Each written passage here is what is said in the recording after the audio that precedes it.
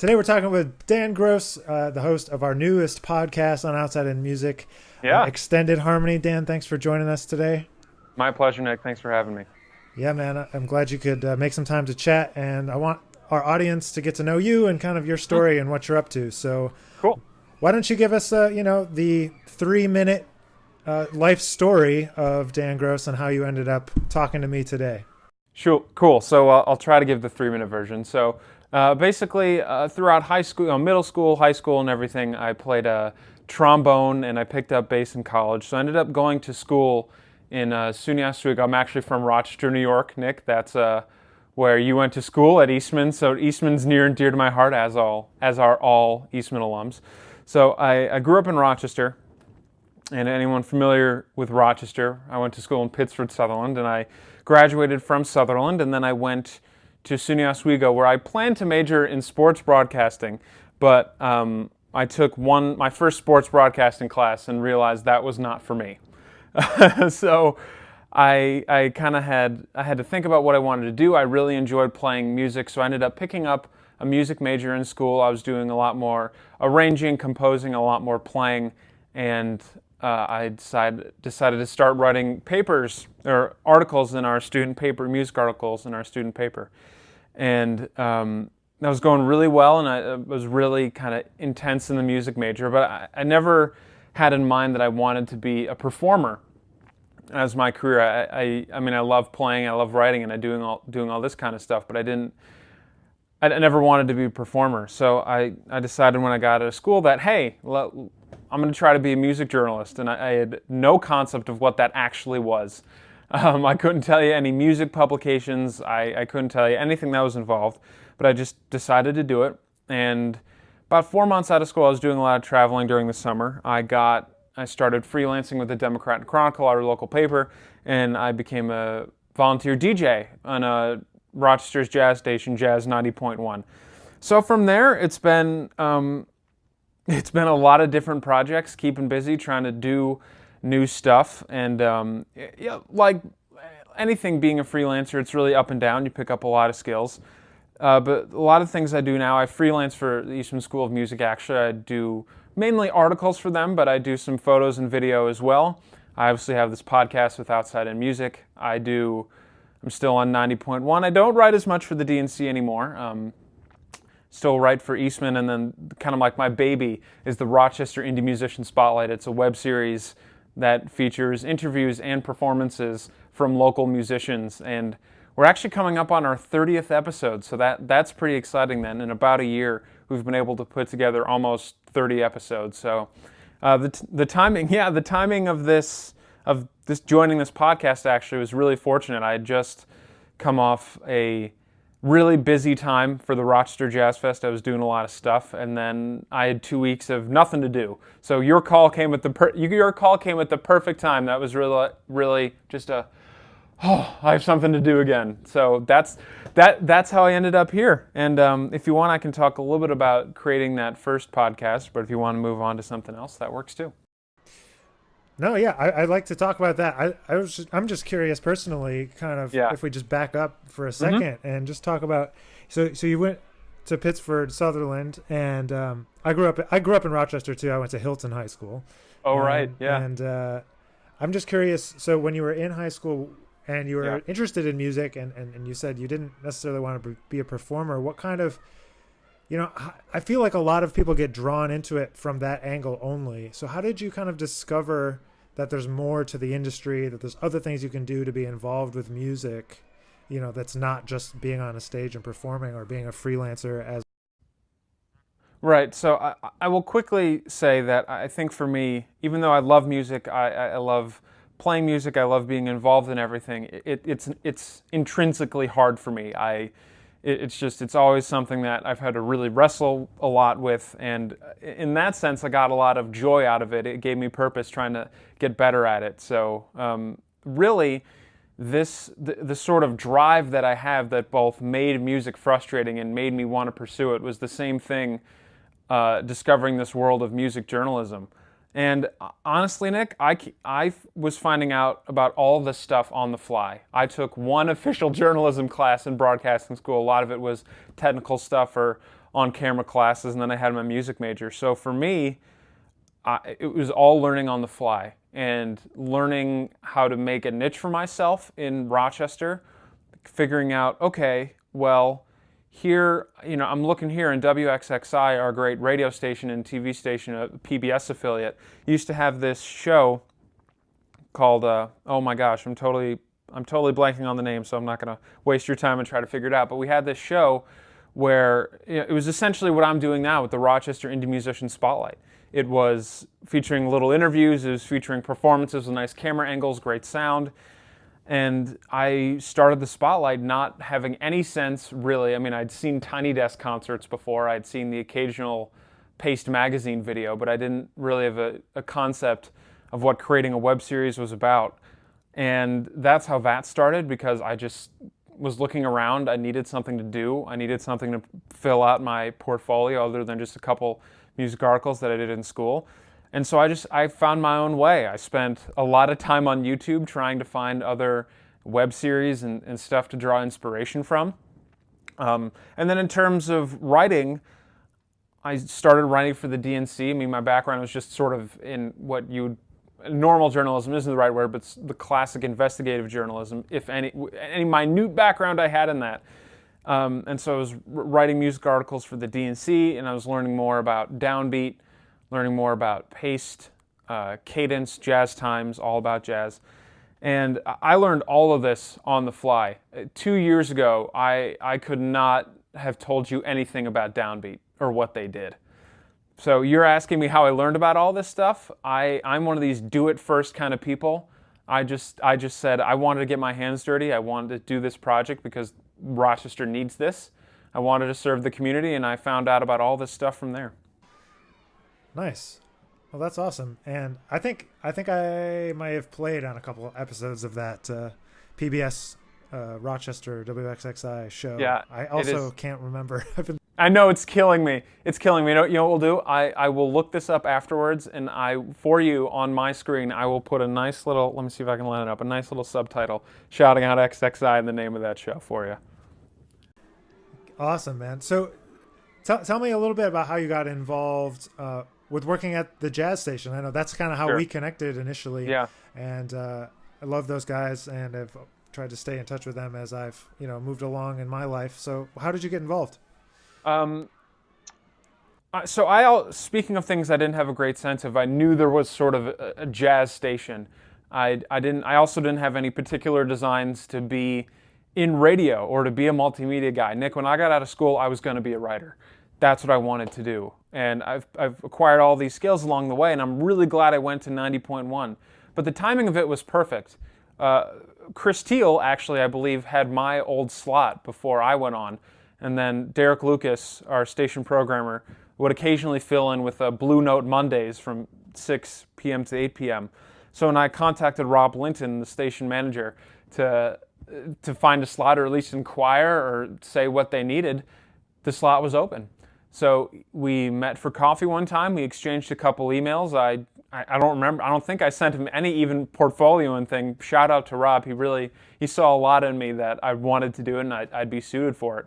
And there you go. And then we met, and I would say about 2 months later, I had my first show. Nick, this is actually really fortuitous timing. While we're filming this, I am going on air, and it'll be about 2 years since I've been at the station. It's Harry Connick Jr.'s birthday today. Of course, it's tragically 9/11, and then it's also my 2-year anniversary of being at 90.1, so it'll be a big show on tonight. Oh man! So what slot is your show? Monday nights 6 to 8 or later?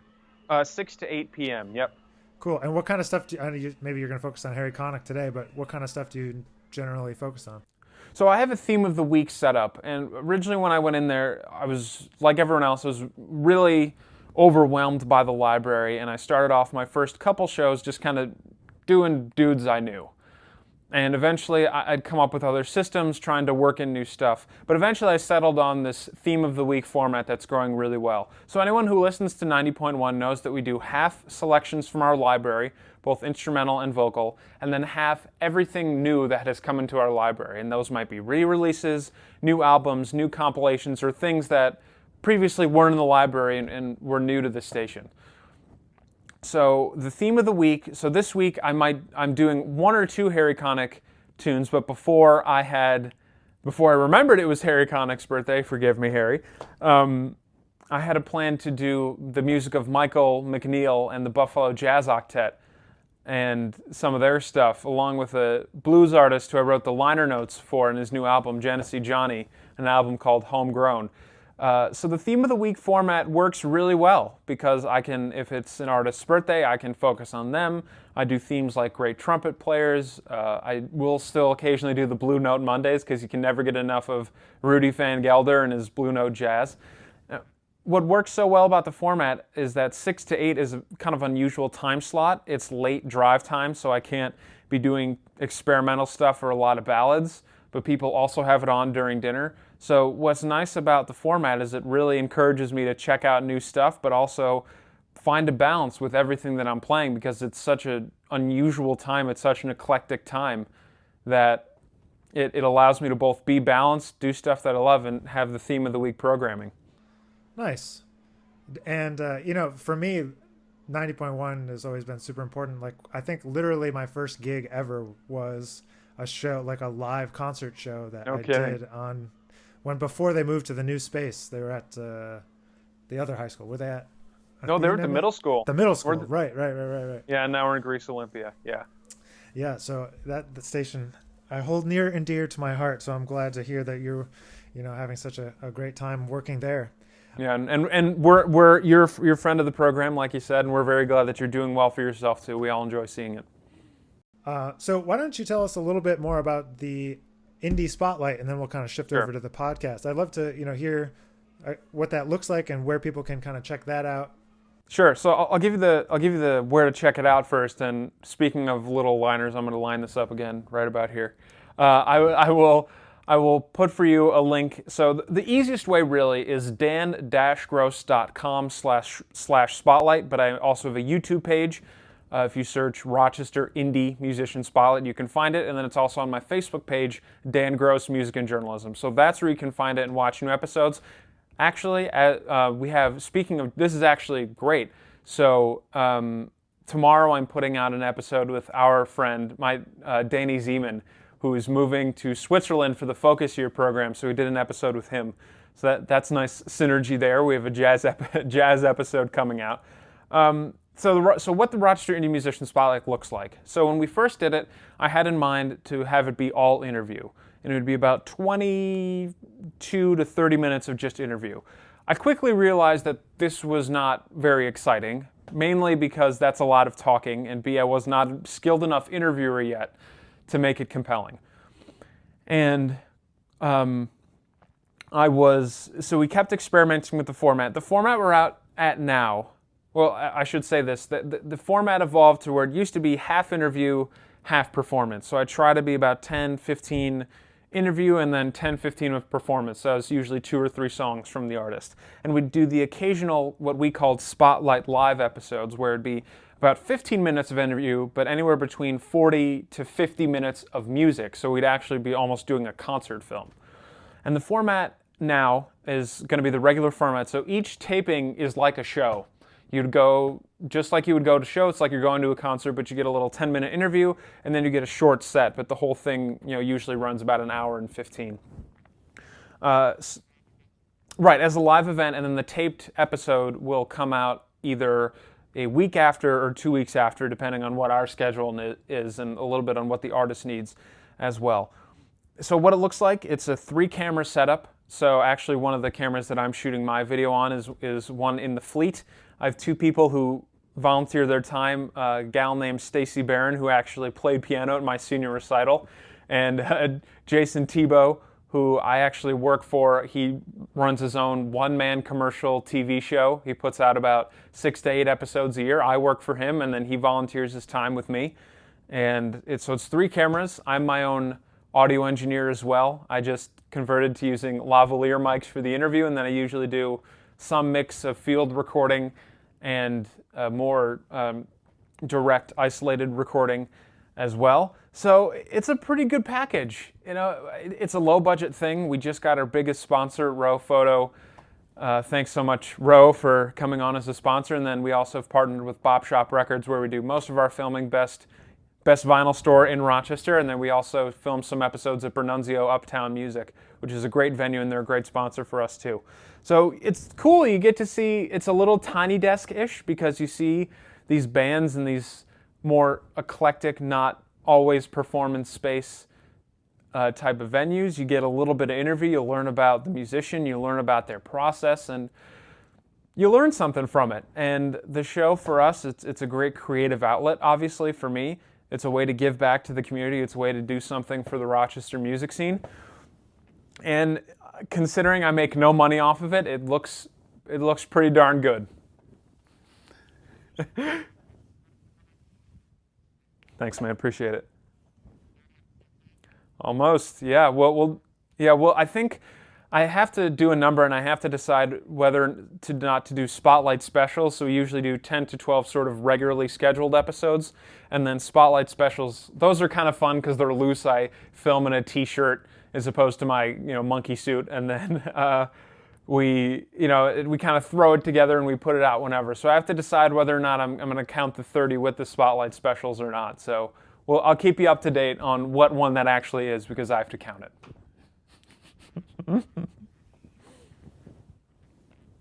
Thanks, man. Sure. Yeah.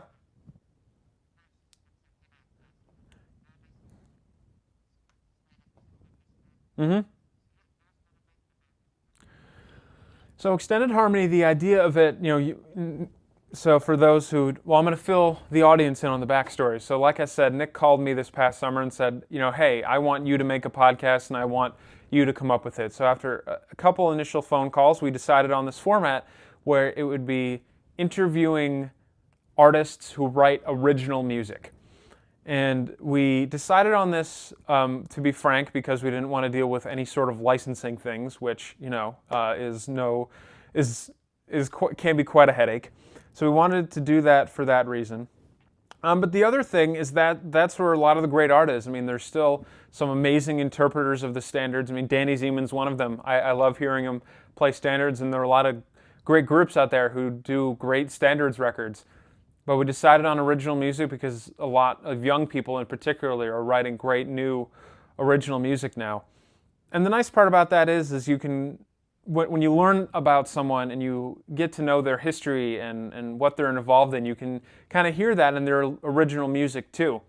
So the first episode, which in hindsight we probably should have released as 2 episodes or 4, I interviewed four acts, which was insane that I was able to pull that off, considering all the stuff that's going into trying to film the second one. But I interviewed Mike Catone of Holophoner, Danny Rabin from jazz fusion group Marbin. I interviewed Katie Ernst, who plays with Twin Talk and had her own great solo record, Little Words, based on the poetry of Dorothy Parker. And then I talked to Dave Chisholm, a friend of ours, Rochester native, who is hands down one of the most artistic and creative people I ever met. Like, the guy plays trumpet, he wrote a comic book, which is what we talked about, he's a composer. I mean, he does all sorts of stuff. So it was a great, eclectic first show, and I hope to do more of them. Yeah, so I think maybe there's a little bit of a challenge, but is there anything you can sneak peek us about for the upcoming episode? Sure. So I'm trying, we are 90% of the way there. We're talking to Ike Sturm, speaking of another Eastman alumni. Ike is a great, great guy. A lot of, for some jazz writers, that name might sound familiar. His dad, Fred Sturm, wrote a lot of great charts for Eastman and have found their way into the jazz band repertoire. And so I'm going to be talking to Ike about his dad a little bit, his dad's influence on him, reflecting a little bit, and then I want to talk to him about his time being the director of jazz ministry at St. Peter's Church. I think he's the only one with that job title on the planet, so I want to talk to him about that. And then he has this great project called Endless Field. It's him and a friend of his, Jesse, who plays guitar. And it's just a duo. Ike plays either upright bass or electric bass, and Jesse plays guitar.